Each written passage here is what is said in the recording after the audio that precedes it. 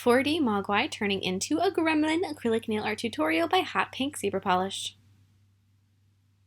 Hello everybody, in today's video I have a design that I absolutely love. It is a 4D GIZMO Gremlin Mogwai combination. So the first image that you can see with this design is just GIZMO with the cute fluffy fur, and then it's a magnetic piece that if you slide off you have that evil gremlin underneath. So I hope you guys like this as much as I do. I think this whole design is just so iconic and classic. I love it, and don't forget to click subscribe to see all my future videos as well. Begin with a layer of dark green acrylic. This is such a dark design that, especially the underneath piece of it, you want to keep everything after that piece is slid off really, really dark. So make sure that your background is a dark color. It could be black or dark green or dark blue, purple, whatever color you got, but make sure that it's a very dark, mysterious color. Apply that over the entire nail, and then we're going to encase the nail with a layer of clear acrylic to make sure that it is nice and strong. I also think that whenever you encapsulate a nail with clear, it makes the art on top of it look like it's floating, which is an effect that I am so in love with. So it's something I try to do. Besides the strength factor, there's so many reasons to encapsulate a nail with clear, and that floating effect is a second one. And it's something you can't see on video, at least not very well, but in person it definitely gives the design a little bit of a extra boost.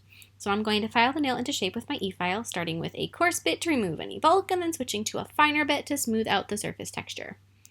And then after you have all that done, you're going to switch to a very narrow bit, and you're going to drill a hole in the middle of the nail. It doesn't have to go all the way through, but you want to definitely create a nice little crevice, and then glue a magnet into that.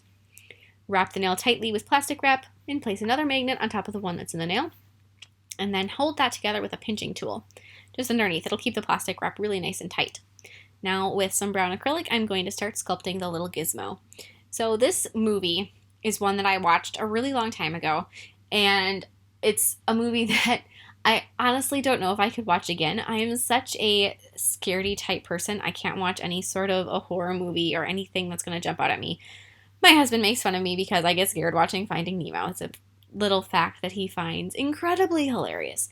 So I can't believe I actually made it through this movie, because it's even categorized as, I think it's fantasy horror is what it's categorized, and I can't believe I could watch it.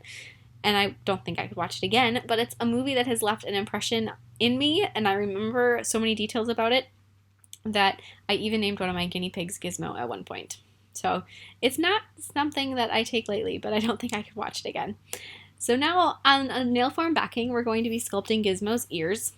And so we're going to take some kind of a nude beige color and just make 2 half circles, and then very gently drag your brush through it and create a little bit of a texture into the inner part of those half circles. So this reminds me of like an orange wedge. I don't know if you guys can see that or if it's just me, but that's what I get out of it. It kind of looks like an orange wedge. So then we're going to take and pick up those 2 pieces and place them on the nail right where Gizmo's ears are. And sort of flare them out a little bit so they're not so stuck down. And just hold them open. After they are in place and they look good, then we're going to take more of the brown acrylic and continue filling out the design. So as you could see, initially our magnet still was visible, and you don't want the magnet to be visible. You want that to be covered up. You don't want anybody to know the reason this nail works is because there's a secret little magnet in there. You want that to be, information just for you. So cover that magnet completely, and then we're going to take white acrylic and start applying his belly fur. So when you're doing these different layers of acrylic, especially when you're doing something like white on top of a darker color like brown, you may notice that the brown will leach color into or bleed color into the white acrylic, because the white is so much lighter than the brown color is. And if that is something that you're concerned about, if you just know that your acrylic is a color that's going to do that, I know red is a really bad one for me. The red acrylic that I have is always bleeding color into everything else. Then you're going to want to make sure that you set this nail aside for a while, just work on something else for a bit and then come back to it, because you want that acrylic to set up completely. So leave it for 5, 10, 15 minutes before adding another layer to it if that's a concern of yours. If not, proceed as normal. But then with more of the brown acrylic, we're going to be adding Gizmo's arms, and then taking a little bit more of the white, just take and add little highlights here and there. As you can see, those ears are so thin that they want to tuck back in, and then I have to hold them back out again.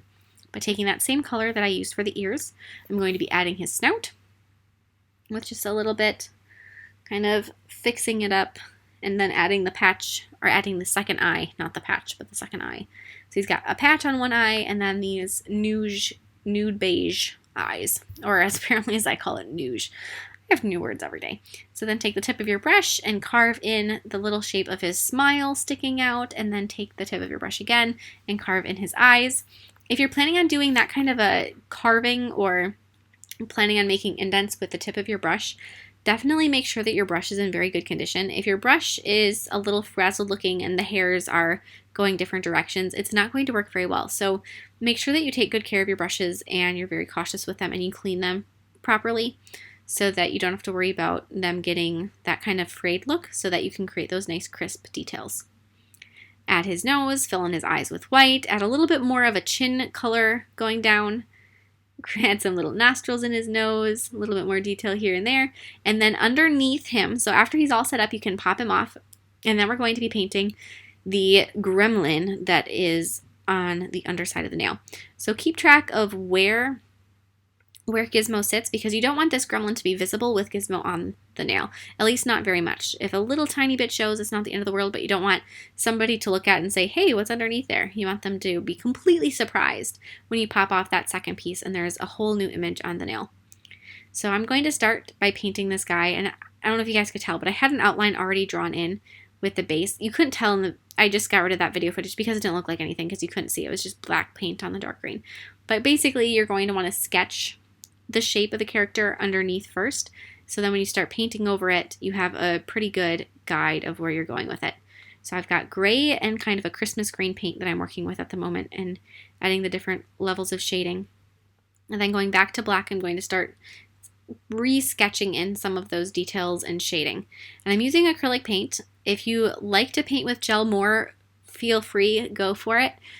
A big reason not to do that in this particular circumstance is that a lot of times when you're painting with gel, it builds up quite a bit of a thickness, and it depends on the technique that you're using, but depending on how you're doing it, it may create extra thickness on the nail, which will interfere with the strength of the magnet and make it so that the little magnetic piece of your GIZMO isn't going to sit on the nail as securely. So if you use acrylic paint, which dries in very, very thin layers, you don't have as much of a concern of that happening. So that's just food for thought. Obviously, you want the nail to be something that turns out well, and a lot of times using a product line or a type of product that you're very comfortable with is going to give you better results. So if you're somebody that's like, oh man, I just love to paint with gel, that's my go-to, you can stick with it and go ahead and do it, and you shouldn't have any problems. It's just if you use either one like I do and you go back and forth, acrylic probably is the route to take for this.